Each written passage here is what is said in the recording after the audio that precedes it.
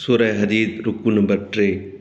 ॼाणो त दुनिया जी हयाती रुगो हिकु रांदि ऐं बेफ़ाइदे ऐं सिंगार ऐं पाण में फ़ख़्रु करणु ऐं मालनि ऐं औलादनि में हिक ॿिए खां घणा ई तलबणु आहे।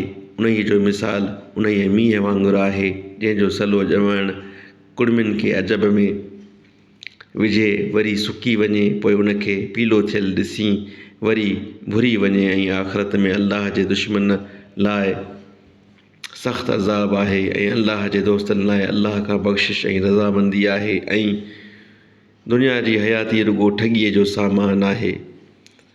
पंहिंजे पालणहार जी बख़्शिश ऐं उनजी बेहश्त ॾांहुं अॻिराई करियो, जंहिंजी वेकिराई आसमान ऐं ज़मीन जी वेकिराईअ वांगुरु आहे।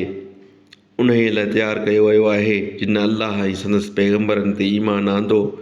इहो अल्लाह जो फ़ज़्लु आहे ऐं जंहिंखे वणेसि तंहिंखे ॾींदो आहे ऐं अल्लाह वॾे फ़ज़्ल वारो आहे। का बि मुसीबत न की ज़मीन में ऐं न की अव्हां जे जिंदुनि में पहुचंदी आहे, पर उन खां अॻु उनखे पैदा करियूं हिकु किताब में लिखियलु आहे। बेशक इहो कमु अल्लाह खे आसान आहे। हिन करे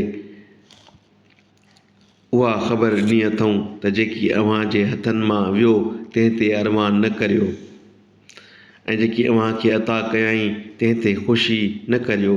ऐं अल्लाह सभ खे हठीले पाण पढ़ाईंदड़ खे दोस्त न रखंदो आहे। जेकी पेचाई कंदा आहिनि ऐं माण्हुनि खे बि पेचाई ॾसींदा आहिनि ऐं जेको मुंहुं मोड़ींदो त बेशक अल्लाह ई बेपरवाह साराहिल आहे। बेशक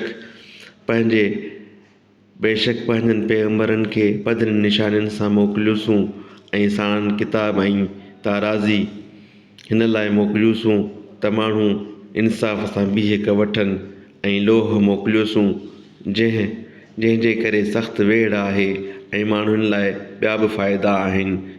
ऐं त जेको अल्लाह ऐं संदसि पैगम्बर खे परपुठ मदद ॾिए तंहिंखे अल्लाह मालूम करे। बेशक अल्लाह सगारो ग़ालिब आहे।